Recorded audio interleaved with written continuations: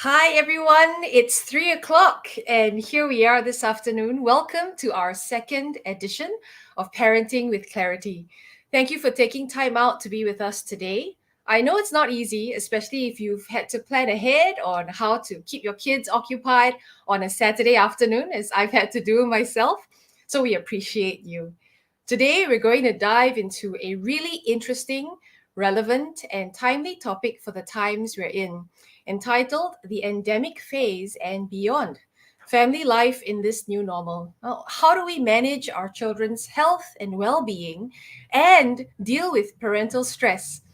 Parenting with Clarity is an initiative by Excel Education Malaysia with the purpose of creating a community of parents who can exchange ideas on how we can parent with clarity. Excel Education Malaysia is a dynamic and growing education group serving more than 20,000 students across preschools, private and international schools, and enrichment centers with more than 100 locations in Malaysia. We strongly believe that it's crucial to partner with parents in raising the next generation. Now, if the saying goes, it takes a village to raise a child, then if we're talking about raising future generations, we really need each other, don't we? We need a strong and safe community of parents, of people who care about children from various walks of life, backgrounds, and experience. It'll take us together, a generation of parents, to support one another to raise the next generation. Through this platform, we desire to do just that: build a parenting community through various relevant initiatives, equipping parents with tools, frameworks, workshops, and many more, all designed to empower us to better guide our children in these volatile, uncertain, complex, and ambiguous times we're living in. So, of course, we also welcome grandparents, uncles, aunties, individuals who work with children, or if you plan to have kids of your own someday, all are welcome. Yeah, for today's session, we are honored to have with us Dr. Amar Singh. Dr. Amar is a senior consultant community pediatrician with over 35 years in the Malaysian civil service. His roles as former head of the pediatric department in Ipoh Hospital and head of Clinical Research Center in Perak were key in the development of pediatric and research services in Perak and Malaysia. Amar, as he prefers to be called, is also an active child advocate with a passion to stand with and develop services for marginalized and disadvantaged children. He's been the recipient of various awards in recognition for his outstanding work over the many years. Now, all this just to say that today we're not just talking to someone with impressive qualifications and experiences. Here is a man who has devoted caring and fighting for children's well-being and their families. So we'll spend the first half of our session with Dr. Amar addressing some questions we have prepared, followed by Q&A from our audience. So if you have a question as we progress this afternoon, please type it in the chat box and we hope that we'll be able to respond to your question. Without further ado, let's give a really warm virtual welcome to Dr. Amar. Hi, Amar. So nice to see you again. I think we can't hear you. I apologize for that. Yes. I've muted myself for a while. Yes. No Good to be worries. here, Roslyn, and thank you for that kind introduction. Yes. Wonderful. Yeah. So let's dive straight into it, shall we? I Mhm. guess, yeah, starting off with the first question, like what is the current situation for COVID-19 in Malaysia? I mean, beyond the stuff we read in general media and all that, yeah, in your involvement with various think tanks and in the government as well. Yeah, we'd love to hear from you. What are the latest updates? Okay. Thank you very much. And could I have the slides on, please?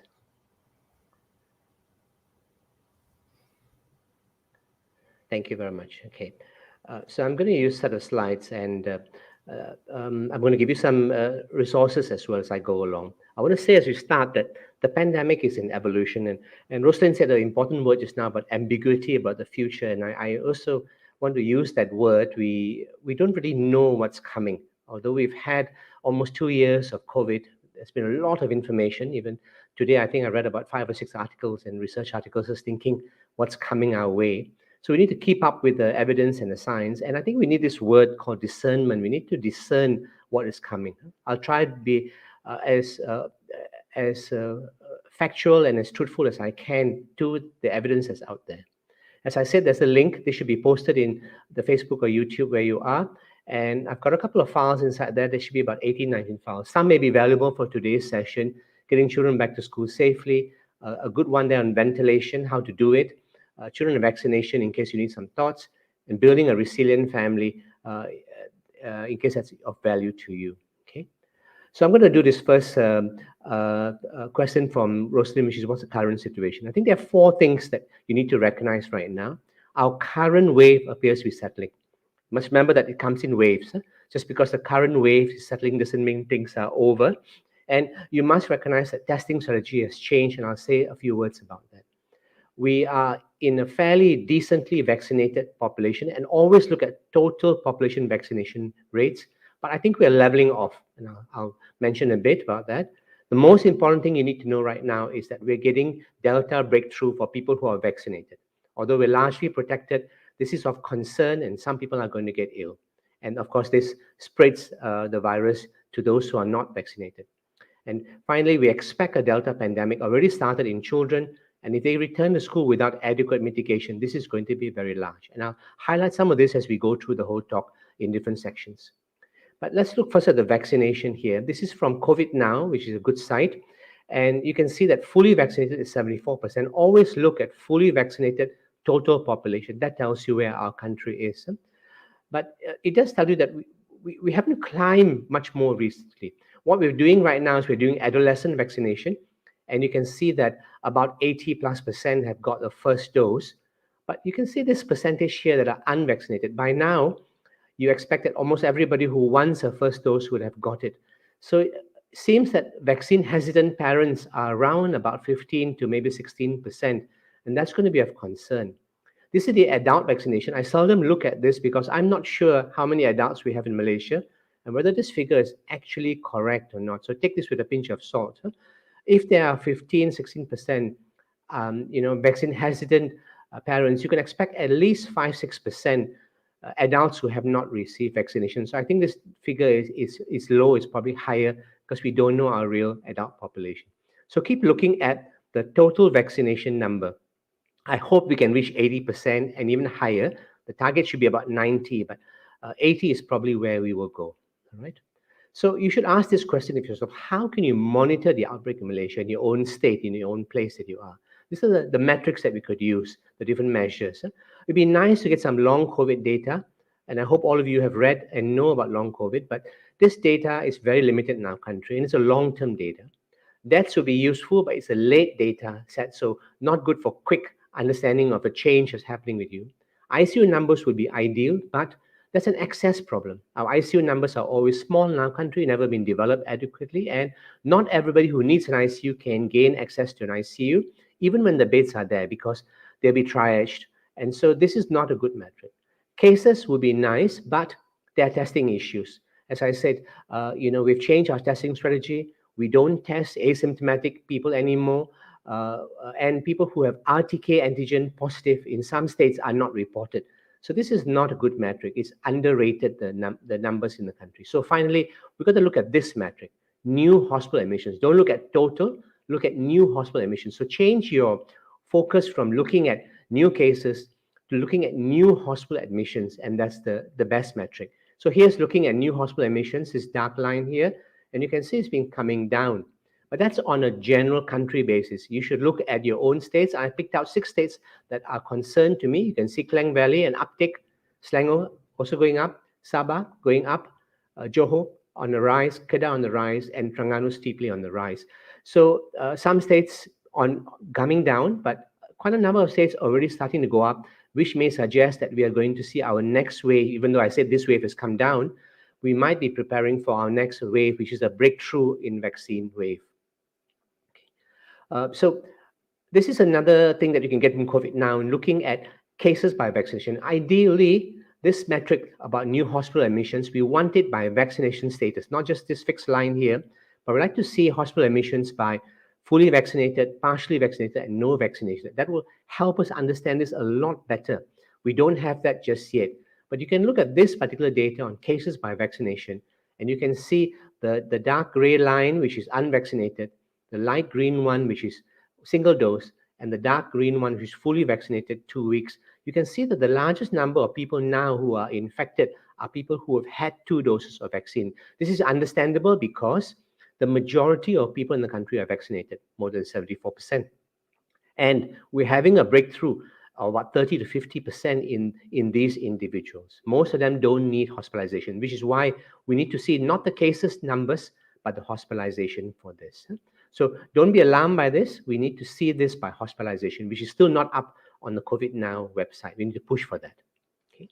Now, all this is caused by Delta, and we must recognize, if you haven't recognized already, the Delta is far more severe than the original strain. This good paper from Canada showing is 2 to 3 times more severe in terms of hospitalization, ICU admissions, or deaths for the unvaccinated. And similarly, for the unvaccinated, in terms of children, here's the mortality rates in Florida. This is a log curve, and it's about 3 times higher, the death rate for Delta in children who are unvaccinated. So Delta is the problem. It's evading vaccines to some degree and causing more severe illness. You can see this in our own data. We had a Delta wave starting in July, and if we break up our data in that section, and this is the July data, July to September data, you can see that more than 75% of all our deaths occurred just in those 3 months. Of course, huge number of cases as well. 1 in 5 were brought in dead. The male-female ratio almost disappeared. Previously, it was predominantly men. Now, Delta is also addressing women. Previously, we had largely people with comorbids. Now, 30% are well people who are also younger. That means 50% are under the age of 60. So Delta changed the whole dynamics of our infection. It's creeped down to younger people, creeped down to well people, creeped down to females, and a huge number of deaths. Okay? So I'm summarizing what I've just said to you, now comparing unvaccinated with vaccinated from various different sources of data. And if you're unvaccinated, I'm talking general here, not for older people, 1 in 10 will get hospitalization. Once you're vaccinated, it's about 2 in 100. Deaths, if you're unvaccinated, about 1 to 2 per 100, depending on adequate ICU beds. If you're vaccinated, it's 1 to 2 per 1,000, which is really great. And lastly, long COVID. Sadly, the data doesn't show very much change. And even if you're vaccinated, your long COVID rate is probably fairly similar to the unvaccinated rate, although the French study shows that it may be a shorter duration. Okay? So basically, we're looking at a 10 times risk reduction by getting a 2-dose vaccination, which is very important for you to recognize, especially if you're listening in and you haven't got vaccinated. You need to take this risk reduction in your life. Okay? What about children, since many of you are parents? This is the deaths that we've had up to 23rd October, and you can see we've had slightly more than 100 children's deaths. Some people say this is very small, but for me as a pediatrician, for you as a parent, no child death is acceptable to us. So there have been more than 100 deaths, and 41% of them have been children under 5, which is very troubling to all of us. If you look at the mortality rate, don't worry about those small numbers you can't see. 20-30% of all our cases now are children, and I expect this percentage to rise since we have vaccinated a lot of adults. So the mortality rate during the Delta period in October is 1 in 4,000. Now, if you asked me early in January or February this year, I would have said 1 in 10,000, 1 in 9,000 is the mortality rate of children.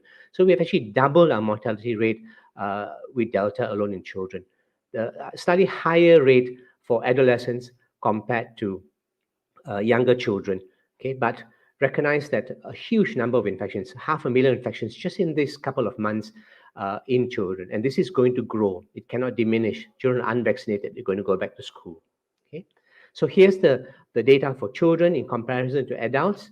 If you're an unvaccinated child, 1 in 100 will get hospitalized, 1 in 4,000 will die, and the long COVID for many different data sets, especially the UK, is probably 1 in 10 will get long COVID, which is a nasty thing of not being able to study well, not being able to go back to school, can't sleep, play, or think properly. And this, of course, happens to adults as well, some with long-term organ damage. So that's the situation that we have right now. I hope you see that this is the current situation. Remember, it's fluid. We might get a new variant. All these numbers may change. Hopefully, we're getting to a variant which is milder, but right now, Delta is predominant all over the place. Back to you, Rosalind. Thank you, Amar. I think you shared this very important data with us. Something that comes to mind for me is this is so important to know. Apart from the usual stuff we see, for example, yeah, the new cases every day. Now, what are some recommended resources or websites that we can go to get this data that you shared with us? I think the best site we have is COVID Now. If Okay. you just search COVID Now, this is set up by four young gentlemen in our country for free, adopted Yep. by Ministry of Health, and Ministry of Health is now supporting it with data as well. They're really responsive. I think you can write to them and say, hey, we need this kind of data to show, and they're responsive. I done so, and previously they were showing, for example, only total hospitalization. Now they're showing new hospitalization because I asked Right. them that that's the better metric to show. Huh? I plan Yeah. to keep pushing them to show us hospitalization by different vaccination status and by different vaccine type as well, which I think all of us want to see as well. So COVID Now is Mm-hmm. the best data site in Malaysia. I think nobody can rival them. They're real time and they have a huge range of metrics that you can see. Besides that, Yeah. I think I would look at CDC, NHS, the national health sites in different countries, especially UK and US. Mm-hmm. Yeah, thanks for sharing that. So, as you can see there, question two, I guess just to add on in terms of what we have in our mind, because we've moved from, being in a pandemic to now being in the endemic phase. I guess a lot of questions we have, it's like, how do parents continue to protect our children? Like, is vaccination really safe for them? Um, and how do we encourage maybe those who are vaccine hesitant as well, for themselves or their children. Yeah, so Dr. Amma, we'd love to hear you address this Thanks, number Rosalind. two, Remember, question just number two. Amar is fine as always. Huh? Amar, So, yes, thanks. Rosalind, I'd like to say, first of all, I haven't put it on a slide, but we haven't moved to endemic yet. I think we're still moving. I would still say we're in a Yeah, pandemic phase, trying to right. move to an endemic phase. Huh? Yeah, So okay. I think that, first of all, let me dismiss this herd immunity because I'm still hearing it from some people. Will herd immunity work? It cannot work anymore because of Delta variant breakthrough. Before Delta, you had vaccination, you didn't really break through. But with Delta, because we got breakthrough of 30-50% of people, no longer possible herd immunity because you can still spread the virus despite being vaccinated. Australia did very nice modeling, so did other countries, saying that in 90% of vaccination of the total population, including children, before they can come to a place where they expect this kind of fertilities and this kind of long cases, 5,000 fertilities, 40,000 long cases. Not nice to look at, but that's the minimum, kind of thing. But if they have anything less than that, they expect huge numbers of people. So we are somewhere around here, hardly even got to here. I'm not sure we can get to 90% unless everybody pitches in as a public. Huh? Okay. So some countries, as they're moving towards the endemic phase, especially Israel on the forefront, are using boosters. They rely on boosters. Of course, they've got mask mandates and a responsible public. But you can see when they had their breakthrough, immediately they instituted a booster, and Israel has gone back to stability. But we don't know how long this will last, how long this booster will last, and whether a new variant will come. And you can see they plan to open up their borders for external tourism in November. And all of us watch this very closely.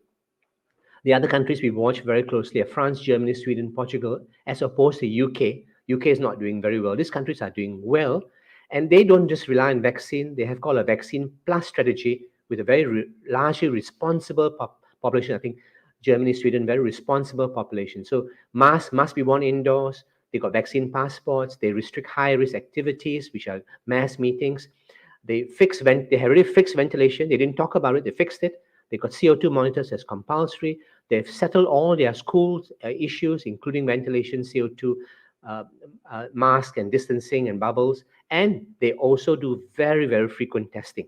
You can get a free test anytime you want. And especially if you're unvaccinated, you cannot enter a public space without a negative test. So I think this is the way how they have moved to an endemic stage where their country has opened up.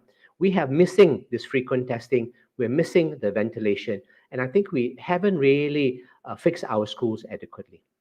So the other country to look at, moving from a pandemic to endemic, is Singapore. They were supposed to be in endemic phase, but they have gone back to what looks like a pandemic phase is comparing per million Malaysia and Singapore, and you can see they've overtaken us dramatically, and that is in a highly a good vaccinated population, higher than us. But we must remember that Singapore is COVID naive. They're a bit like New Zealand and Taiwan. They never had COVID spread widely, so they don't have natural infection. Malaysia has a lot of people who got infected with COVID. Okay, so they have gone back, they've regressed, they've gone back to some work from home. They've moved some primary school children online. They've increased some restrictions, and you can see this hospitalization going up, and the lighter bars here, the ICU beds going up. But if you look very closely at the data, you can see that small percentage of adults not vaccinated, but they contribute to the large number of people who die just in October alone. So two-thirds of those die in October came from just 6% of adults who were not vaccinated. And we're going to see this in our country, already seeing it. The unvaccinated are going to use up the ICU beds and, of course, be the predominant deaths. Okay. Here's another way of looking at it from Singapore. If you're unvaccinated, your vaccinated risk. I like this one because it gives risk for different age group. Early on, my risk for general risk for the entire population, but you can see your risk for severe illness and a bad outcome if you're older without vaccination is very, very high. 80 plus 1 in 2, 60 plus 1 in 4. But the moment you're vaccinated, you drop this risk dramatically for whatever age group you're in. Okay. So we are moving to an endemic phase, but I think we're headed for a pediatric crisis, a pediatric pandemic, a Delta pandemic in children. And I think this may last for a couple of months in Malaysia. This is just an opinion of mine. It's just looking at the data right now. We are vaccinating our teenagers, but we leave the 0.0 to 5 and the 6 to 11 unprotected right now. We haven't fixed our schools. So once children go back to school, this is going to become full-blown. Look at UK, for example. After the summer holidays were over, they went back to school, and you can see this huge spike in the younger teens. The older teens were receiving vaccines, so not such a big a spike. The younger children here were being protected a lot more than the older ones. So we are going to see this as well. We must learn from other countries about how they, from a so-called endemic phase, they moved back to a pandemic situation. So the question to ask ourselves, do we need to vaccinate our children? And Rosalind asked me to cover this as well. Is it safe to vaccinate our children? Pfizer vaccine is being used in millions of teenagers. My data is poor there, hundreds of millions right now. And there are, of course, mild side effects. Rare, severe side effects, yes, mainly allergic one, which is 1 in 100,000. That happens to adults and to children as well. We don't know who is going to get that, but we can get some idea if you have past allergies. But the main one to consider is myocarditis, which all of us have heard about right now. The range of myocarditis with Pfizer is 1 in 5,000 to 1 in 20,000, depending on which study you look at, usually with a second dose and usually with boys. But the risk of myocarditis from COVID is 1 in 3,000, much higher. Okay? There are no long-term side effects that we can see right now. Most of them will present within 2 months, and we have not seen any long-term side effects from Pfizer in children at the present, or adults for that matter. So here's a risk-benefit analysis from you. On the red side here, if you allow 1 million boys who are teenagers to get COVID, here, if you vaccinate them, the same 1 million boys. Why have I chosen boys? Because they got the higher myocarditis risk. So you can see that if you give, if you don't get them vaccinated and they go back to school, many of them, I can guarantee you that Delta will spread very easily in schools. We're going to get a lot of myocarditis, a lot of long COVID, probably a decent amount of ICU admissions and more deaths. But the moment you vaccinate, yes, you're going to get some serious side effects, but about 150 myocarditis in this 1 million boys. About 10 were admitted ICU, and we don't really know about deaths, but it's possible. I never lied to you. It's possible that we might get a death, in this, or maybe 1 in 2 or 3 millions we might get a death, which we are seeing occasionally in another country. Okay. So many people are worried, should I give it to my child with asthma or chronic illness, diabetes, or other problems? Yes, you should. Those are the children who need it the most. The vast majority of children who have died so far in our country have a chronic illness, and they are the most susceptible. So the Ministry of Health guidelines, which is on the link that I've sent to you, recommends that you give this to these children first. Okay, pre-vaccine assessment is required. You need to look at whether the child is immune compromised, have increased bleeding and risk of allergies, and take the correct precautions. And I would say these are the precautions you must take for your children when you're going to vaccinate them. Avoid strenuous exercise for 10 days at least after the vaccination, first and second dose. Maybe even 1 to 2 days before, don't do any strenuous exercise, okay? And then you monitor them for myocarditis, starting from day 4 at least, okay? In the MOH guidelines on the last page, they tell you what the symptoms to monitor are and look out for these, share them with parents, and anybody who's got a child vaccinated must monitor for myocarditis. You got any of the symptoms, see a doctor that you trust, get tested for myocarditis. I think this is the way we can mitigate or minimize the side effect of myocarditis in our children. Again, back to you, Rosalie. I Thank know I you, haven't Amar. haven't adequately answered the question, but I want to say that I'm not sure we're endemic. I think we're in Yeah. a state of flux. We're going to go from pandemic to some degree of endemicity, and then we'll go back to another wave of pandemic. That's how I see the virus playing out right now. Yeah, thank you.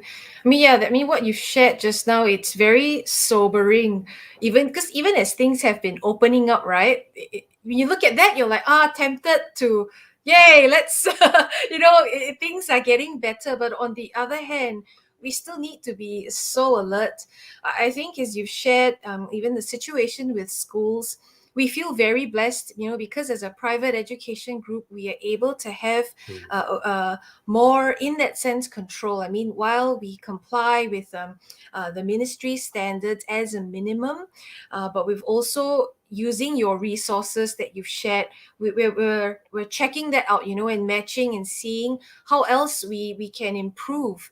I think one of the things that we're so grateful for since the start of this pandemic is that because of the strict SOPs, we've mm, put into place and regularly reviewing that, training our staff, and even in a collaboration with Columbia Asia Hospitals, like we've seen a zero local transmissions happening in our schools, and we are so thankful for that. So yeah, I think as we continue on, like on at least a weekly basis, we are being reminded and reminding everyone we can't take this for granted, and that we've got very fast paced, like rapid response protocols, because it is mm, absolutely mm. critical to ensure the safety of our staff and students, in all our schools and centers.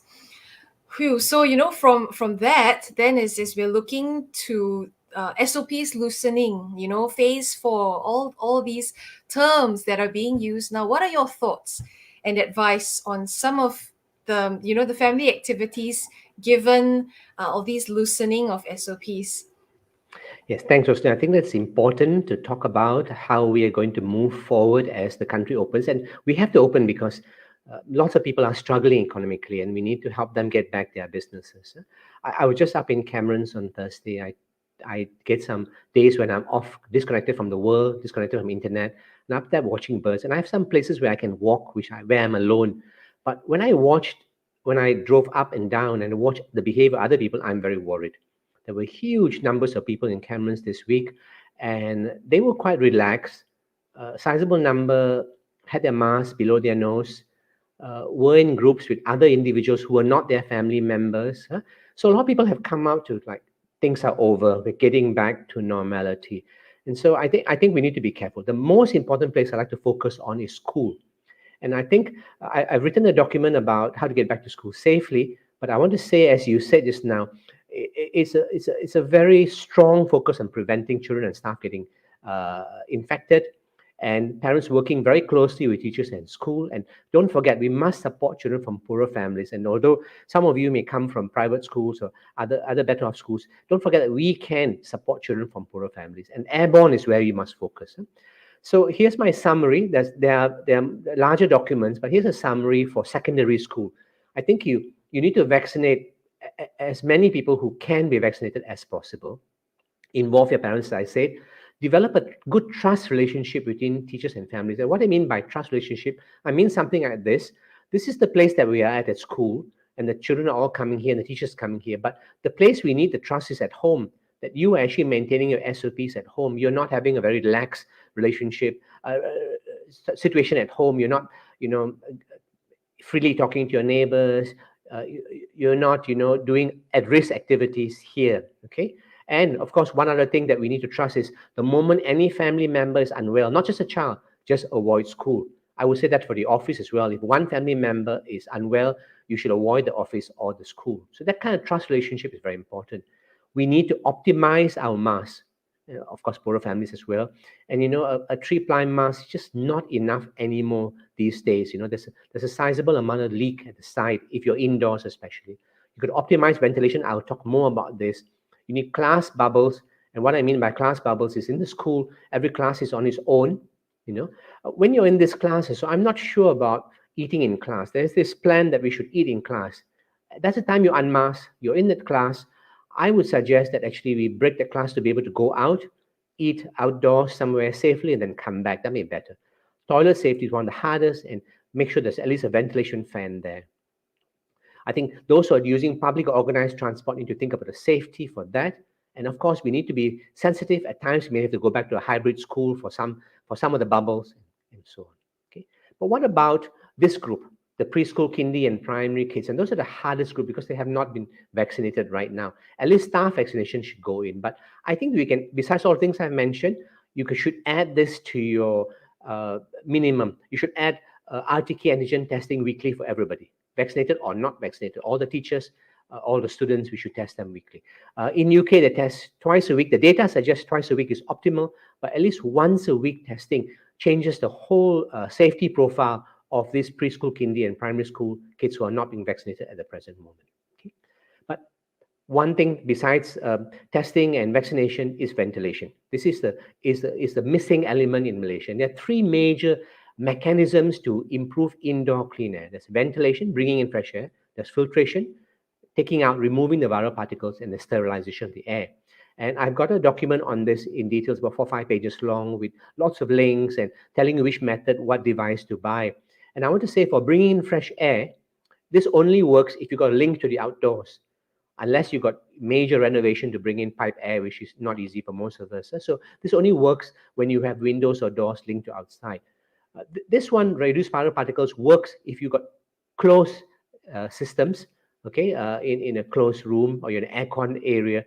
And sterilize the air cannot be used alone. It's an adjunct therapy. But for any one of these things, you can actually mix and match them. Okay. Now, I'm not going to go in detail. I leave you to look at the notes, but let me mention some quick ideas about this ventilation, bringing in fresh air. Now, to bring in fresh air, your target must be about 6 times, to change the whole air in that room 6 times per hour per room. You need a CO2 monitor as a proxy indicator, and you need an NDIR sensor CO2 monitor and keep the levels below a certain level. Okay, and you need to monitor it, especially when everybody is inside. So, good idea to bring all the teachers back together and test the room first. And how do we do this? We open doors and windows.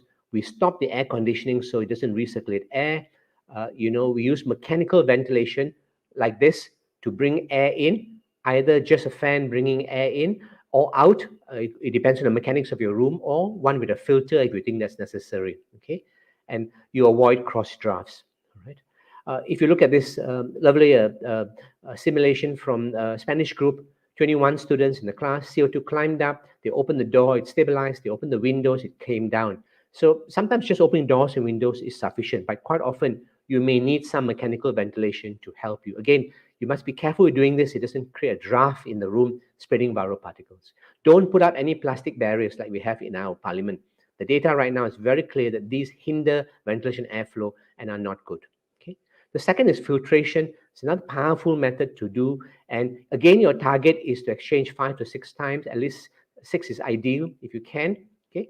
If in a closed room, the CO2 monitor may not work anymore because this is not actually, it's not fresh air, I apologize, it's air exchange. It's not actually changing, bringing fresh air, it's just changing the air and removing viral particles. And you need a portable air cleaner with good filters. Your air conditioning is still on at this time. And so you need an air cleaner. You need to check how much this capacity of this air cleaner is, the noise levels, how long the filters will last.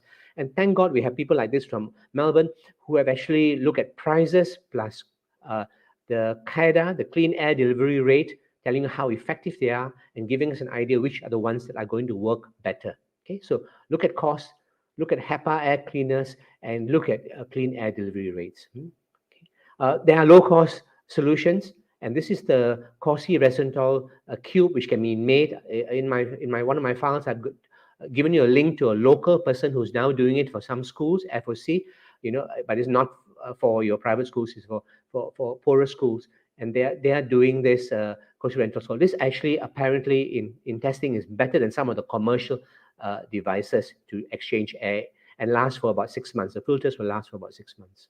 Okay.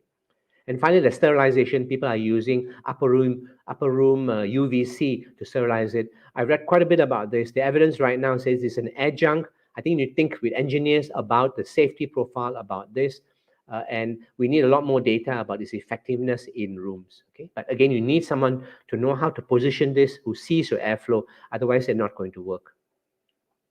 All right.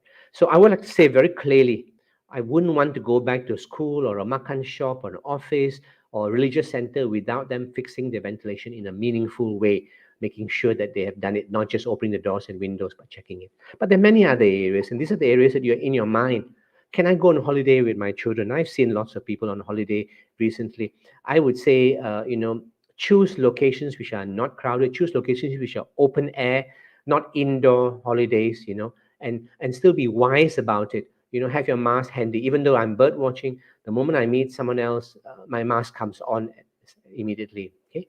In dining, I'm not going to in dine unless that location has good ventilation. I want to support, and I do support restaurants. I buy back. Okay, and that's what we can do. But maybe these people need help from some of us, if you know them, on how to fix their ventilation.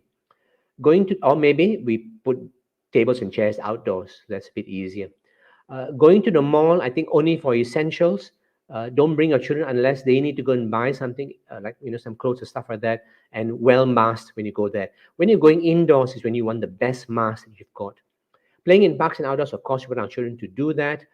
Again, be wise about the number of children in that place, and they maybe need to have a mask worn if there are lots of children. And finally, if you want to visit friends and relatives, I suggest you fix the regular friends and relatives you want to visit and create some sort of safety bubble with them. And one way to do that is everybody gets a test once a week, and then they meet. And these are the same reliable friends or relatives that you meet once a week for your children to socialize. So we could do that.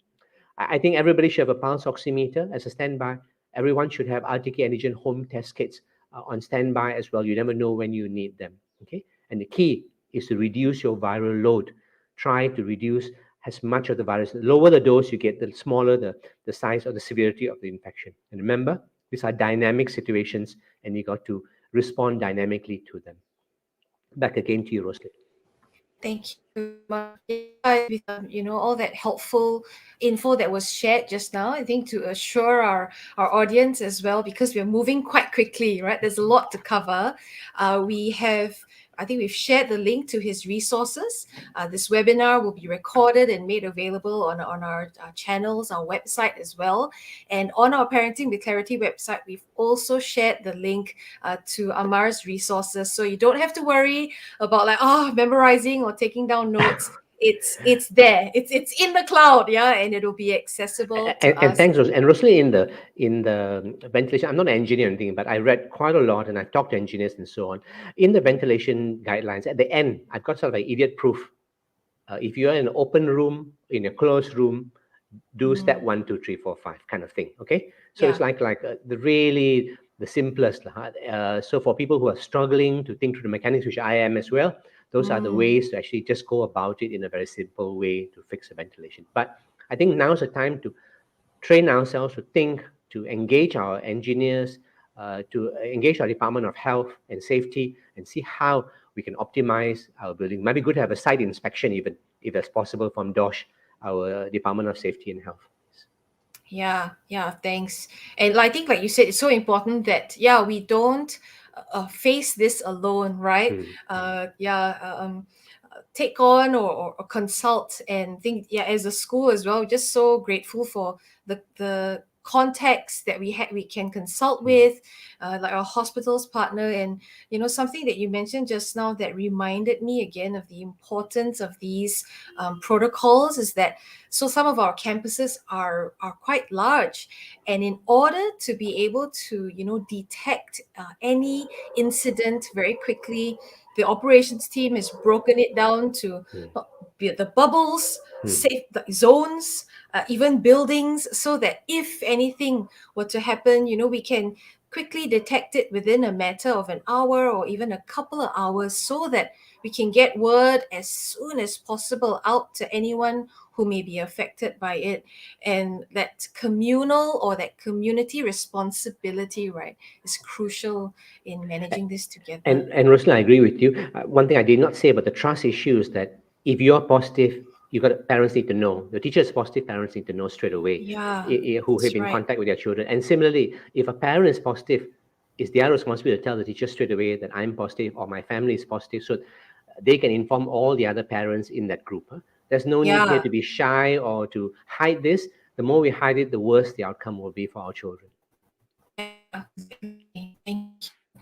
So now we've okay all this what we need to do with now, oh, as a parent, right, or as parents, there's been an incredible addition of stress as well. So, what's your advice on how we can better manage parental stress during this time? Okay, thanks, Rosalie. I think we are all trying to deal with our stress. Anybody who say is not stressed, I would like to actually meet them at this time. I think it's an Same here. ongoing work. It's not a done deal at this time. Okay, so let me give you some ideas how we can do this. And I've got a document, as I said, about building resilience, and these are my 10 suggestions on how to do it. In you first build your own resilience. Uh, you practice attentive listening.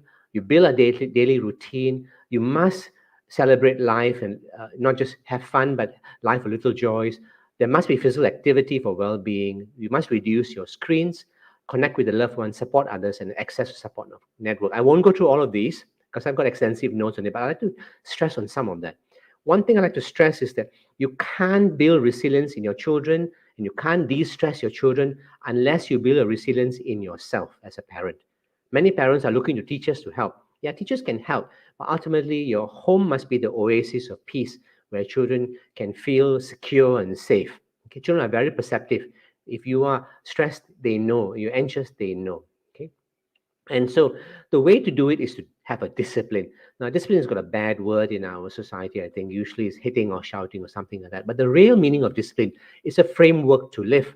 If you plant creepers, you know you need a trellis. This is a trellis. Okay, not the most pretty of trellis, but I like this particular trellis. It's a framework to live by. That means this framework allows its morning glory to creep up and then flourish there.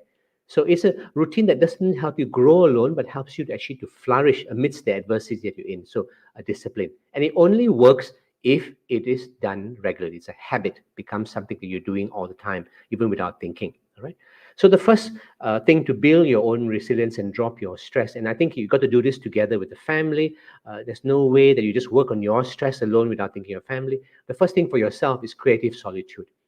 I like to call it practice the presence of the eternal if you believe in God. But if you don't, also just think of creative solace, private time for yourself. You've got to create this, got to carve it out. I've been doing this for most of my life. It's the only way I've survived running two departments, working 10, 12 hours a day in the Ministry of Health. One of the busiest places you can work is in the civil service. And so it means sitting in silence, just listening. It means, closing your eyes, not thinking, not feeling, just being present to the moment. It actually kind of like gives you kind of like a catharsis and brings calmness to you. Very, very important to do this. How long should you do this? I think 10, 15 minutes is a good time. 20 is ideal twice a day, 20 minutes twice a day. But even 5, 10 minutes a day makes a world of difference to your life. Okay. The second one is while you're trying to listen to the eternal or listen to present to the moment, you also need to be present to your children, to your spouse, and to each other. And this is the gift of attentive listening, which very few of us give. We listen to other people, but we usually listen with an answer. Most people need for you to listen without needing to answer. Just listen. And you listen to what is said, you listen to what's unspoken, you listen to behavior, you listen to what's in the heart that people may not tell you. And you only can do this if you practice the first one. This and grows your listening capacity, and you can then offer that as a gift to your children. It's something that you want to do maybe every day with your children. Just sit down and just listen, and may take some time before they tell you a lot of stuff. Okay. Thirdly, you need a routine. You need a routine in a home. Okay? Even when you go back to school or whether you're right now, routines reduce emotional liability. both for adults and for children. You need a daily and a weekly routine. Should be a visual schedule. I would get you involved in preparing it. There should be meal time, sleep time, work times, fun times, and maybe one day off in the week, unscheduled, where people can, choose different things to do. And different members of the family could choose on different weeks what everybody should do. And of course, create very clear boundaries between work and play spaces in the home. I find involving children in the kitchen doing things is a wonderful way to just interact and learn. The fourth one is the life of little joys, or taking joy in small things. We don't do this enough. We're quite often looking at big things, like you want to go on a holiday to Japan, but actually it's the small things that matter a lot more than the big things. Your own garden, nature, especially with variety. I like jungle walks. They really bring calmness to me. But it could be your own garden. These are tiny flowers from our garden. I wrote a small book on Malaysian wildflowers, and you just appreciate the insect, that tree, that leaf, that mushroom, that small flower, and you look deeply. You be heartful. You be present to that object, and you forget COVID for a while. Okay, these are birds in our garden. The small fraction of the 60, 70 species that visit our garden intermittently, and they're all extremely beautiful, and they give me a lot of hope, and they de-stress me enormously. I also watch sunrises, which is another a marvelous way to actually just fill your life with some beauty and calmness and peace, and to know that the bigger things than COVID out there. The fifth one is physical activity. I can't underrate this one. Every day, 20, 30 minutes. My wife and I do about 30 minutes every day, a very brisk walk or jog. And could be a fun family activity. Also gives you some sunlight, which you will need. Vitamin D is good for you in this COVID period. A lot of physical, mental, and emotional well-being from this activity. Number six, reduce your screens, increase your connections. So you need creativity in spending time together. Not just, okay, we spend time during makan time. That's not good enough. Maybe drop your phone and computers, read a book together, play a game together. It could be a jigsaw puzzle, cook together, as I said earlier. I like to rescue this word. I think we need to lepak with children. Just hang out with them, and perhaps ask children what they would like to do, and then do that with them. It could be playing some what appears to you like a stupid game, but maybe a lot of good giggles and de-stressing activity there. Don't end up like this, which is the average Malaysian family. No eye contact, almost no verbal contact, and just looking at their phone. So I suggest that once a week, or at least half a day, maybe from the time you wake up, maybe on a Saturday or Sunday, until lunchtime on once a week, turn off your data plan, turn off your Wi-Fi in the home, have no screen that you're using, silence all your notifications, just leave your phone on for emergency phone calls. Don't use your phone to take any pictures, and then maybe do things as a family. Don't just go out to the mall, but perhaps you know pack some sandwiches, go out to a nature spot or a park, just sit down, chat with each other, do a gentle walk, listen to each other. This does a world of good for the whole family, and I do this 2 mornings in a week for a long time. Even when I was working, I used to do it on the weekends with my wife. Okay, I've skipped from 6 to 10, and I want to say that very important also to have a network. As Rostin said in the very beginning, the introduction, you need a bunch of people. Don't walk this journey alone. You need people that you can, support you. It could be just one-to-one, or it could be a group. People who understand the situation, and all of us understand your COVID situation because we're going through the same struggle. You need to ventilate sometimes with these people. Don't be afraid to ask for help, please. Okay, suicide rates have doubled in children and teenagers in this time, and I'm sure suicide rates in adults have gone up as well as a lot of depression. So ask for help. Don't be afraid or embarrassed to do so. Sometimes we may need professional help, not just individuals. Okay, so some of the things that I like to suggest to you in building your resilience. I want to say that we're all very different individuals. There's no quick fix for de-stressing. There's a long fix for de-stressing. Okay, especially the first one that I mentioned about just creative solitude. We're all very different people. Different mechanisms work for different individuals. So don't be afraid to experiment a little bit. Again, back to you, Roslyn, for that. Hope that helps Thank, a bit. Yeah, thank you, Amma. I think those are such helpful reminders. I think sometimes for me, just the reminder to breathe properly, breathing exercises.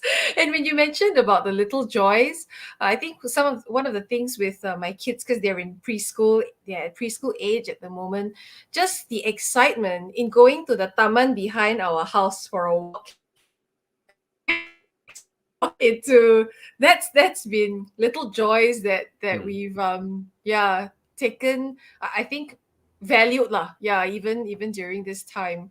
Yeah, so thank you for that once again. Yeah, it's in his list of resources, so do check that out. And our last question for now, before we go to Q&A with the audience, is, wow, will things ever return to a pre-COVID normal? What do you Mm. think the future looks like as we learn to live with COVID-19? I wish I had a way to look into the future, Roslyn. But if I could go back into the past, I would say let Mm, COVID spread. You know, Delta is so much worse than the original one. yeah. Maybe the original one had spread. We all got COVID. Of course, some people have died, a sizable number, but not like what's happening now. Mm, But then on the other hand, look at New Zealand, which is kept people, and Singapore kept a lot of people alive, and vaccinated everybody. So very hard to say what is the right solution. But let me give you some ideas on what is happening. Huh? sure. So as I said, difficult to predict. These are the factors that are going to determine first how many people got a natural infection. They form a reservoir for us as well. The extent and duration of vaccine protection, the breakthrough and transmission of these, social contact and behavior. Our behavior is going to be very, very key. I think this is more important than the virus. All the key people in the world say this. Huh? The key scientists in the say the behavior, social behavior is a lot more important than the virus behavior. And so people who are vaccine hesitant form a pool of people who are going to, get ill, going to use up the health services, and going to continue to worry other people because some of them are going to die as well.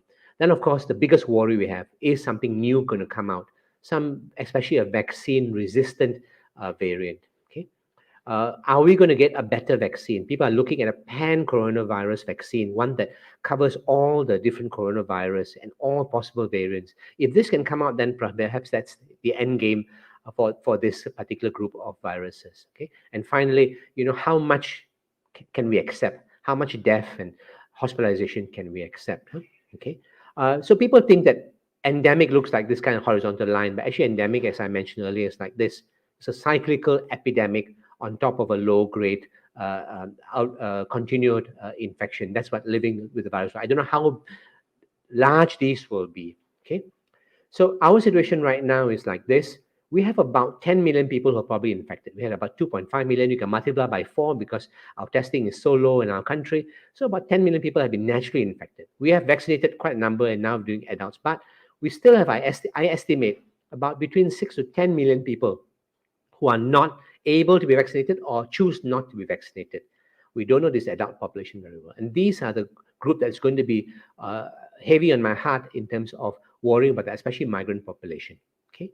So, as I said, what's coming now is a Delta variant breakthrough.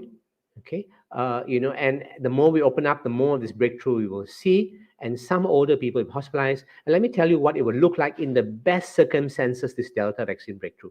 Let's assume we have vaccinated 80% of our population and 20% are not vaccinated, who are largely children. That's the different population size, 25 million there, 6 plus million there. We haven't reached here. I'm saying, let's say if we can reach this by January, that'd be very good. Okay. Then these people here have a 30% breakthrough. I'm being very conservative here. You might have a 50% breakthrough, but a 30% breakthrough, that's about 8.5 million infections going to happen in this group. And here, I expect everyone to be infected. The moment you're not vaccinated, you're going to get infected. So that's about 6.4 million infections here.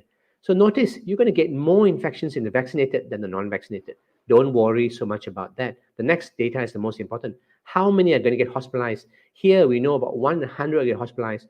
So about 85,000 hospitalization over the next 1 year coming from here. Might be a bit higher. We could keep looking at Singapore data. And here, many of them are children, so I put 1 in 50. 1 in 50. It could be worse than this. So you can see a lot more people hospitalized from here because they're not vaccinated. compared to the huge bulk that are vaccinated. But this entire conservative estimate from me means that next year, 10% of all our hospital beds, 10% of all of ICUs or more are going to be fully occupied by COVID, which means hospitals cannot recover fully.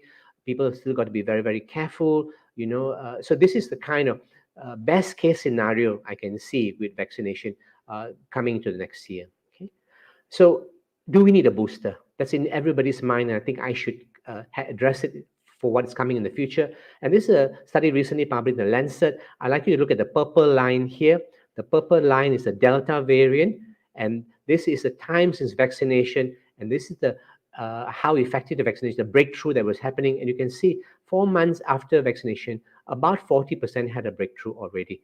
And so this is linear, it's going to come down.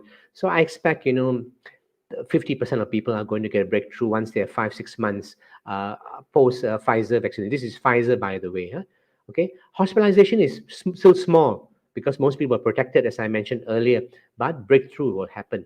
Okay, and you can see this in the UK data. They open up everything, and they had this huge spike here of cases, but hospitalization and deaths were lower. But now these are also slowly going up. You will slowly accumulate your hospitalization, and they don't go away so quickly. So the hospitalization and death numbers are slowly creeping up, especially the older people, which also is seen in Singapore, who don't do so well despite their vaccination. Okay. So MOH policy is to give you Pfizer booster at the present moment. They're working on the Sinovac and AstraZeneca boosters, but right now it's Pfizer boosters. And definitely, if your immunity is no good, you need a third dose. We don't call it a booster; you just need a third dose. But if you're past 60 and you've got some health problem, you definitely need the booster. If you're a frontliner, who's that? Not just healthcare frontliners, I think teacher frontliners, you actually need a booster because you're going to get infected and you're going to have some risk of hospitalization and death. All right. Now, why has the Ministry of Health used Pfizer? If you look at this data from the Recovem study, this is the Malaysian data, millions of data set inside here. Look at vaccine effectiveness at preventing ICU. AstraZeneca, very good. Pfizer, very good. Sinovac, not so good. 2-dose vaccination here. 2-dose is this bar here that I'm highlighting for you. Here's protection against death. Again, AstraZeneca, good. Pfizer, good. Sinovac, not so good, which is why they're using a Pfizer booster at the present moment for this data. So even WHO recommends that you need a booster if you had a Sinovac. Okay. Here's data just came out from Chile talking about booster effectiveness, and here's 2 million people who received booster. And Chile, everybody got Sinovac. So here are 2 million people who had a Sinovac booster. Notice that the majority received AstraZeneca, and then Pfizer. Only a minority received Sinovac, probably by choice, this one, or by availability of vaccine. Okay, and if you look at the results of it, again, the Pfizer, the Sinovac booster on top of the 2 Sinovac is not as good, but the Pfizer booster and AstraZeneca booster on top of the 2 is a lot better. Similarly, for hospitalization, is a lot better. Okay, so I think we need a booster. Okay, I'm coming back to this slide. We need a booster. Right now, it's for the older people that we should target it. Whether the rest of us who are younger need it, I do not know at the present moment. But definitely, healthcare workers, people working in long care residence facilities, people working in the front line do need a booster right now to prevent spread to other people and also to protect themselves. Okay. So some of you are very concerned about vaccine side effects. And I put this slide out a long time ago, but perhaps let's look at it again. These are vaccine side effects. Okay, that small dot there. That's death due to COVID. Can be higher. I'm being very conservative with these numbers. That's long COVID. Could even be bigger.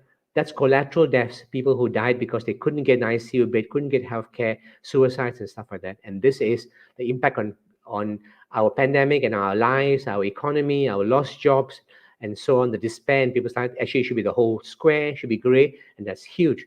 So I think if you look at the big picture for the country, for your family, for your workplace, and so on, these side effects, which are going to happen in some of us, I won't deny it, some of us are going to be damaged by vaccines, but that damage is a lot less than damage due to COVID or collateral or long COVID.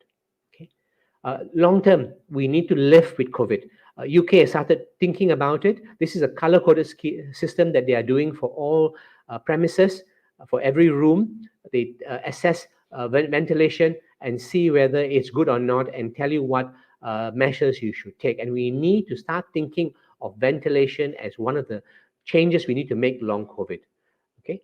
Long-term changes. One reason is that I must tell you that post-COVID, we're going to see a lot of viral outbreaks. Right now, the mask is protecting us from influenza and many other viruses. But you can see this super cold that's already started in UK because they dropped their mask mandate.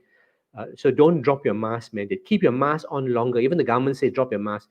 Keep your mask because we expect children and adults to get a lot more viral infections once we go back to work and normality. Once even COVID is start to settle. Okay? So long term, what I see, what we need to do, have masks as a way of life. Keep your mask on, as I said, longer than officially. Watch what's happening, and keep a mask handy for yourself and others. The moment you see somebody unwell, give them a mask to wear. In fact, that should become the normative thing, as the very nice South Koreans and Japanese do all the time. Secondly, as I said, if somebody is unwell, give them routine paid leave. You don't want them in the office. You don't want this person in the school. Thirdly, fix your ventilation. Then get more work from home options as much as possible. We've seen that it's possible to do. Let's experiment with more work from home options. Invest in our healthcare system. I'm very disappointed with the recent budget.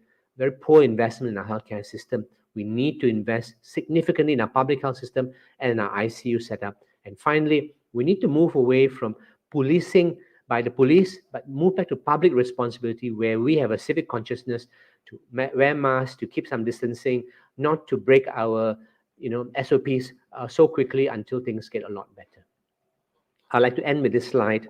It's not COVID, but while we think about COVID, I must say that, maybe the bigger emergency is the climate emergency. And this may be the bigger threat to humankind. The end is not near, it is here. And we've moved from climate concerns to emergency, and people are talking about an extinction of the human species. And I think about our children. We want to give them a place in the future. We want them to have a life. And while we think about COVID, please let's not forget to think about this important problem as well. Back to you, Roslyn. Yeah, thank you for that. And one of the so I guess it's it is a wake up call, I think, to everyone to realize that yes, while we are hopeful for the future, we do have to remember that this is here to stay, right? And we need to adapt. I think one of the things that you mentioned about mask wearing becoming a norm, because there's so many types of masks out there. Then sometimes you see, sale, and then this mask. Yeah, what's your advice on the type of mask that provides better protection? Thanks, Rosen. Very difficult question to answer because there's so Yeah, many brands, and yeah, there's also counterfeit, which is the problem. There's yes. fake brands as well coming out. And I'm also careful. Sometimes I do call a lot of talks, Roslyn, and sometimes I get hammered by people because I happen to mention one particular brand. Why didn't you mention my brand? A lot of brand people email me and say, you should talk about my air purifier and so on. But I try to go by big data, by people who independently done the work. So let's say, look from CDC, Atlanta, Georgia, what they say. A simple 3-ply mask uh, protects other people from you. If you're wearing one, that means your particles are less sprayed, but doesn't protect you from the airspace. If you're in a room, because there's a side leak, about 40% at least, air is going to come in from the side. So if you're in a room for some time with people, just wearing a simple 3-ply mask, you're going to get some viral particles coming in.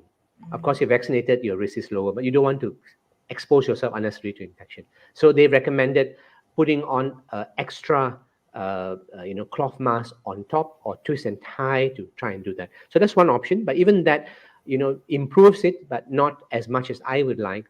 So I would say if I'm outdoors, I'm going to tapao food from the corner coffee shop. I'm not going inside the shop. I scan, I give him my tiffin carrier. I'm outside. I'm okay with a 3-ply mask, usually doubled with not double 3-ply mask, but with a cloth mask on top. I'm okay with that.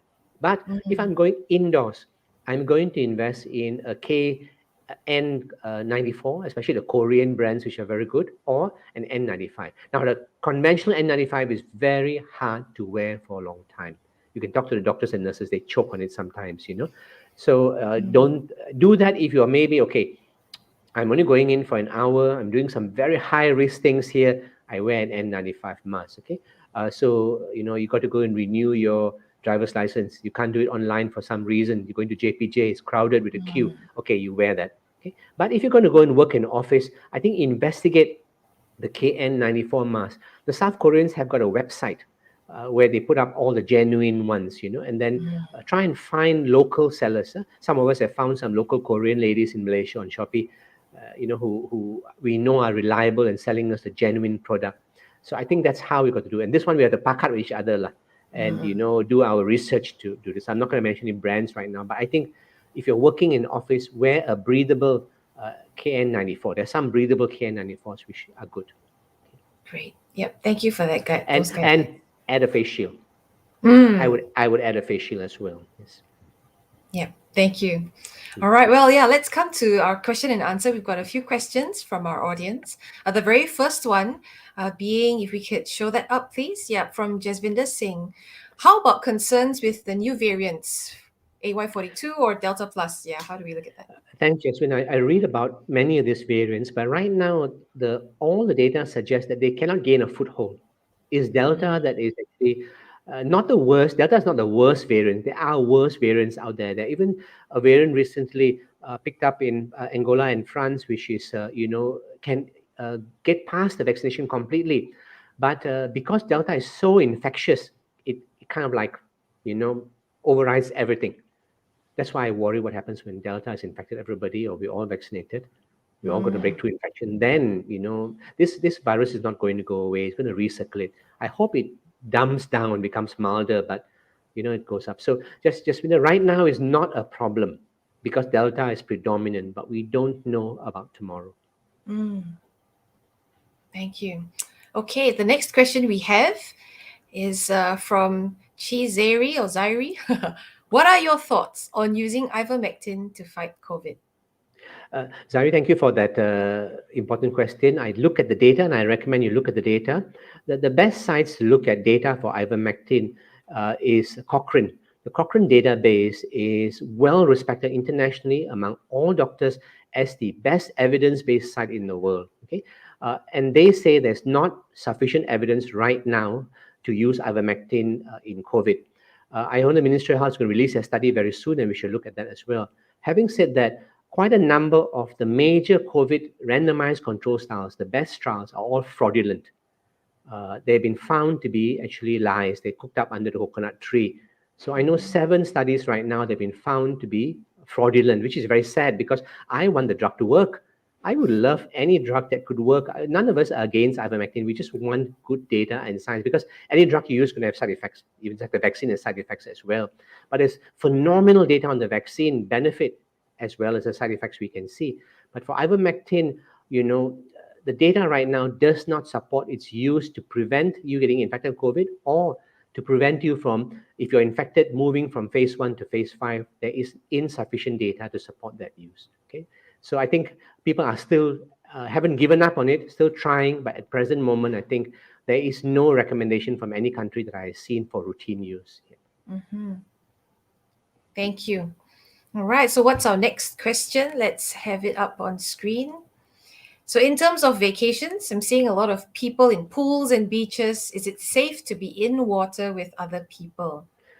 Thanks, Joel, for that useful question. Quite early on last year, middle to late last year, I worked to run the National Swimming Associations to write a protocol for swimming pools, indoor swimming pools, mind you. Of course, some of them go open air as well. And to say that once you're in the water, you're actually quite safe. If you chlorinate adequately, that pool actually is quite safe. The problem is not the pool. The problem is outside the pool. So if you are hanging outside the pool, gabbing with people, you go to the locker room, the shower room, all those kind of places are the risk places and they need to be fixed. Because when you go to swimming pool, you're not going to mask. You don't jump in the pool, you know what I mean? So it's those kind of things. At the beach, it depends on the density of people, how far you're away from people. I would like to say, beaches should create some sort of space. Okay, one family here, one bunch of people there, kind of thing. That might be a safer place. But definitely the beach is a lot safer than a swimming pool. So once you're in the water and swimming pool, chlorinated is fine. But you got to think of the mechanics outside. So some people actually come, swim, swimsuit, go straight, swim, come back. They don't shower and all that stuff. So you minimize your contact with other individuals. But as you and I know, the reason we go to this place is also to socialize. And that's what we're missing right now and we are screaming inside. We want to meet friends, we want to chit chat, we want to makan, we want to talk, and that's the one that's the most difficult to do right now. Yeah, Yeah. So the virus can fly, the virus cannot swim. So wear your scuba diving gear Chlorine, if you add enough chlorine, it kills it. Okay. with chlorine. Yeah. Yeah, thank you for that. Okay, then the next question, please. So the FDA recently approved the use of Pfizer for vaccination in children ages 5 and over. Will Malaysia follow suit? And what are your thoughts on this? Yep. I'm not sure who asked the question, but happy to answer it. I've been thinking a lot about this from last year. When vaccines started to appear, and this year, if you ask me in March, I would say I'm not keen to vaccinate children, even Mm, teenagers. Then gradually, as I watch what happened with Delta, watch the deaths, talk to my colleagues who are seeing severely ill children on a ventilator, small and big ones, 5-month-old child dying, 5-year-old child dying, 12-year-old child dying, then you actually begin to see that you're actually dealing with a disease that's far nasty, more nasty than the vaccine is. All things have side effects. Huh? You eat rice and you eat large volumes of rice, there's a side effect. So we must recognize that there are side effects from these things. So I'm more cautious with children 5 to 11 than I am with teenagers. I think the data for teenagers is better. You can see that our health minister has announced that they are buying vaccine for yeah. children, 6 to 11. They will offer it. It will be at parents' discretion, not a compulsory thing. Um, I would say if you got a 6 to 11-year-old who's got a chronic illness, vaccinate for sure, because Mm, the risk of death is much higher than one without. Okay. Then for the ones who the remainder, if you want to go back to school safer, I think vaccinate. That I would say that it would give me a lot more peace of mind if I was a parent and my child was vaccinated going back to school than not going back to school. Huh?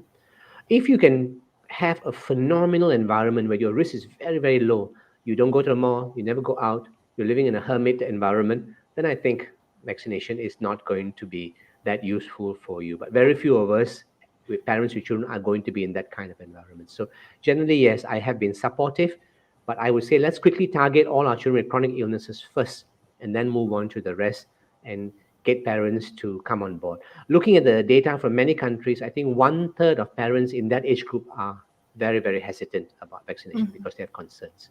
You see, we won't know myocarditis risk and others until we vaccinate large numbers. That's only when the data will come out. I yeah. don't think we will start this until probably towards the end of the year. So probably, late November, December, or maybe even January, they will start this. Hopefully by that time, we have data from other countries to support our thinking as well about risk. Mm, mhm. Yeah. Do we yet know if there are perhaps warning signs or, cautions? For example, if my child has certain underlying conditions that may increase risk of harm if they are vaccinated. How do we look at that?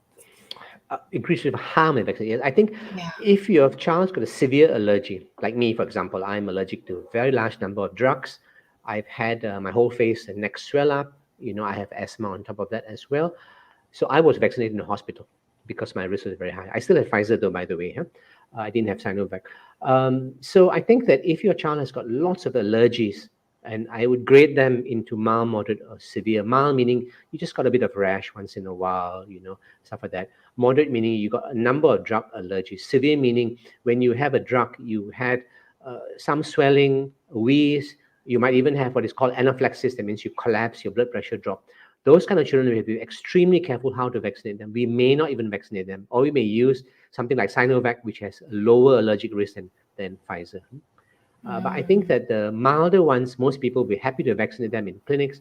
The moderate ones, we should vaccinate them in hospital where there's support, or in a very well-equipped clinic where there's good support for vaccination. So I think the first thing to talk about is allergy in the children. Huh? The second, I think any chronic illness in your child, you're higher risk of dying from COVID than getting problems from the vaccine. So I think vaccination is good.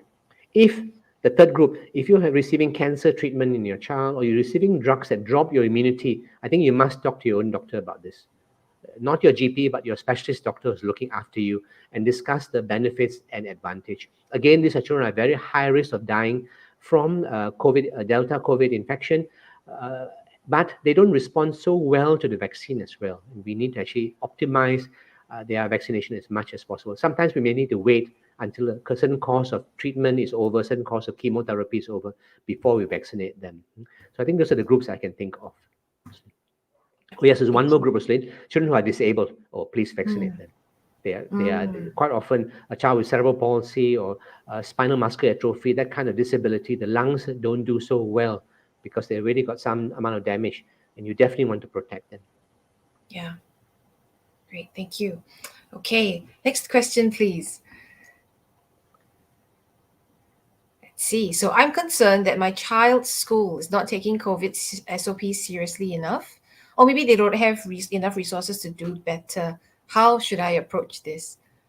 Yes, I think that's a valid problem. Even last year I went around looking at schools, looking from the outside with a long lens. I'm a bird photographer, so I have a long lens, and looking at what's happening. And I found that most government type schools didn't really adhere much to SOPs. Children are children. They will, you give them a chance, they will run around. And I think that's what we want children to do. But in COVID, we have to be a bit more, careful about that. So I would say if I'm a parent, the first thing is gabung tenaga with other parents. Get together other parents in that school and go and engage the school admin, HM, and senior staff and say, hey, we like to help you. We like to help you fix the school's ventilation. Here's what we should do, X, Y, Z, for each class. Can we help bring resources, into the school? Because you must recognize schools are poor generally. Yeah. If they're government schools, they're poor. Huh? So we do that. Huh? And that resources may also mean bringing resources to poorer children in the school. So I think work Mm, together with the PTA, which any group who wants, not every parent may want to work, but a few committed parents, I think, are sufficient to transform a school into a safer environment for the children. Huh? If they don't, then I think engage the Ministry of Education and say, hey, my school, we tried that, but they're not fixing their problem. I think that's the mhm. only other way. You'll have to go higher up, and hopefully they then actually are prepared to actually come down and fix the situation. Yeah. Yeah. I think, Great. Rosaline, it doesn't take that much to fix a classroom. Okay, get a Mm, Corsi cube, which is about 300 ringgit for each class. Get a CO2 monitor, a reliable one, maybe another 300 ringgit, and then make sure adequate masks and preferably quality masks. Fix some of the behaviors in the class. Make sure the classroom bubble is working. Look at yeah. the transport of the children, and I think you've done 80-90% of what is good to do. Yeah, Yeah, and I think most schools would have, or if not all schools would have yeah, groups of parents, right, who yeah, have the knowledge, the know-how to provide this practical yeah. help to the school. Rosaline, could I ask Yeah, a favor? Could I go back to the previous question for a second? sure, sure. The one about Yes, yes. children. This one is it? Yes. Yeah, and the person is asking this, nobody can give you assurance that the vaccine will not harm your child or Mm. adult. I was harmed by Pfizer. I had a huge swelling, about 10 cm in my arm. Because I'm Wow. allergic, I had one joint arthritis. I had chest pain for a couple of hours, and my blood pressure shot up the roof. My wife's blood pressure also went shot up to the roof. So we were anticipating some of these because of our own background and history. So Mm. no one can assure you that you will not have harm. The risk is small, but the risk is there. Okay, so every parent will have to weigh the risk and benefit. But don't forget that the harm from COVID is also quite significant in children. We must balance those two things. Okay, carry on, Rosaline. Yeah. Yeah, thank you for mentioning that. Like, there's no guarantee, Mm, right? yep. We do have to, as you said, I think discern Yes. with what we know. Yeah, thank you. Let's come to the next question then. Um, Okay. So what do you feel about mix and match of vaccines? For So, example, Swinda, yeah. I'm a data person. I follow the evidence. Uh, you know, um, I don't just eat in that shop because somebody says it's good. I go and test the food myself, or I find better reviews. Just because a shop is full of people doesn't mean that's the best place to eat. For example, in Ipoh, we know the best place to eat. We don't always trip advise them because we know that the hordes from KL will come and damage our shops. So among the Ipoh people, we know the best place. So I follow the evidence, the quality of what is doing. So there's still limited data about mix and match. Okay, there is some data of 2-dose Sinovac, third dose Pfizer from Chile. The data I showed you coming out. Some from Turkey also coming out showing that that's available. The reverse is not good. I would like to see 2-dose Pfizer and then 1-dose Sinovac. That kind of data we also need because maybe that's also a good mix and match. I'm not against Sinovac. I think it's a good vaccine, just that Delta damaged Sinovac's effectiveness. Who knows, the next variant may damage Pfizer and AstraZeneca. By the way, AstraZeneca is right now the best vaccine for Delta, by the way, huh, from all the data. So right now, 2 dose Sinovac, 1 dose Pfizer is a good option from the available data that we can see. But not every mix and match has got data at the present moment. That's why you can see Ministry of Health is a little bit slow at recommending, giving you a Pfizer booster on top, a Sinovac booster on top of Pfizer. Some of the doctors actually want that as an option, but we haven't got the data yet. All right. Thank you. Okay. I think we've got one or two more questions to go. I think we're doing quite good for time. The next one, please. So my kids have been bugging me to take them on a holiday. I think it'll be good for us as a family, but also worried about the virus. So what precautions should I take? Re-engineer your holiday. Think differently. What do people mostly do on holiday? They rush off somewhere to a busy location where many other people are there. They go to crowded places, they eat, they go indoors a lot, they take a lot of pictures. They don't actually spend that much time outdoors. So maybe re-engineer a holiday. So plan a holiday in Malaysia, please. Don't take the risk of, traveling right now just yet. Huh? The plane itself is safe. It's the airports that are a problem. Okay. So, plan a holiday in Malaysia. You're in your car, which is a fairly safe cocoon. Plan to go to a place which has got chalets, not a hotel. I'm not about here to damage hotel business. Okay, I apologize. Huh? But hotels need to fix their ventilation. And so go to a place where there are chalets. There's a place where there's outdoor. There's some beach for you. You can run around a bit with the kids. Huh? Then you need to think about the food. How are you going to get safe food in these places? And maybe tapao food while you're there instead of going to eat in a place. You can still see other people, wave at them, but probably we're not stopping to talk a lot to other people. That's a presume you're not wearing a mask in this outdoor place. If you're wearing a good mask, then of course we can interact a bit more with individuals. So I think re-engineer your holiday. Don't forget that half a day holiday done more frequently once a week may be more beneficial to children than one long holiday. All my long holidays, I come back exhausted actually, unless I plan them very carefully. Whereas my day trips, I don't come back exhausted because they're so frequent. I enjoy them immensely. They're more relaxed. I'm not rushed. Okay, so plan maybe one morning or one day a week where you're unstructured and you go to somewhere nearby. Might be a riverine place. Just be careful about water safety for children. Drowning is a problem, and you need to be safe about them. Yes. Yeah, I think as you gave the precautions about that, reminded about even when you mentioned how to manage parental stress, perhaps we should start with that, right? Clear our minds. How do we re-engineer and rethink our holidays so that we're not caught up in activity, but Yeah. really it's quality time, Yeah, and right? enjoying it. And Roslyn, it's important the spouses support each other. If you've Mm, got a spouse, a partner, then you should take turns, even in the home, to give the other person some free time, some yeah. my time. And then my time is not screen time. And my time is just Mm, to lay out with yourself and just reflect. Just be, maybe sit in the garden or have a cup of slow coffee or tea or something like that. yeah. Yeah, that's precious. Thank you. Mhm. So, well, Amar, that's all the questions we have for now. There's a question from Grace with a comment. I heard our government is getting Pfizer booster for Sinovac. Yes, Grace, that's Okay. true. Already started. Many of the healthcare professionals already got their booster, and in many states like Perak and Sarawak, where the state health department is very proactive, already the people above 60 with chronic illnesses are getting their Pfizer booster if they want to. Okay, Mm. some people, of course, holding out for other boosters, but that will depend on them. Again, it's an opt-out system. They will let you know, and then you decide whether you want or don't want. Okay. Okay.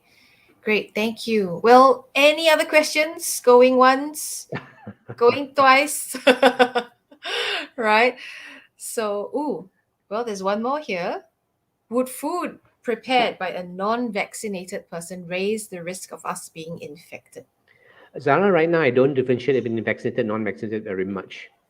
I think if you want to enter a building, if you're vaccinated, okay. If you're not vaccinated, just do a test, and I think both can enter the building. That's how I would look at it. I won't discriminate against people not vaccinated. In terms of preparation of food, I've largely gone, Zara, for cooked food, hot cooked food. That means it's the takeaway of cold food that's been lying there for some time that I'm a bit more worried about. Okay. Again, having said that, I think the risk is very small if people are taking precautions. If somebody has packed a hot bungkus nasi lemak for you, it's closed lah. I think that's fine. That kind of bungkus is okay. So again, depends how they present. I think we should encourage people who are selling bungkus cold food to pre-pack it while it's still hot into a container, and then we can just take it there when it's cooler. And that perhaps is a safer way for that kind of food. Huh? But if it's lying open in front of me, people are talking, coming, picking up their food like a buffet kind of thing. Oh, I'm a little bit more cautious about that Mm. kind of food pickup. Okay, I prefer a hot, freshly cooked meal. All right. Thanks. Yeah, that's a good question. Okay. So, any other questions from our audience? Oh, we see a few thank yous. So, yeah, I guess as we, bring this session to a close, Amar, as you've done, various talks throughout as well. Perhaps what are some final words of caution, like things that people tend to forget? They're like, okay, let's remember, and followed or ending with a word of encouragement, perhaps to all of us. Yeah, I would say there are three things that you must remember. Huh? Your mask, and not just any old mask. Have a good mask. Invest in masks and different masks for different situations. First thing, okay. Secondly, if you're running a business or a school, or you're sending your children to school, push testing. Testing is a way to get unvaccinated environments safer.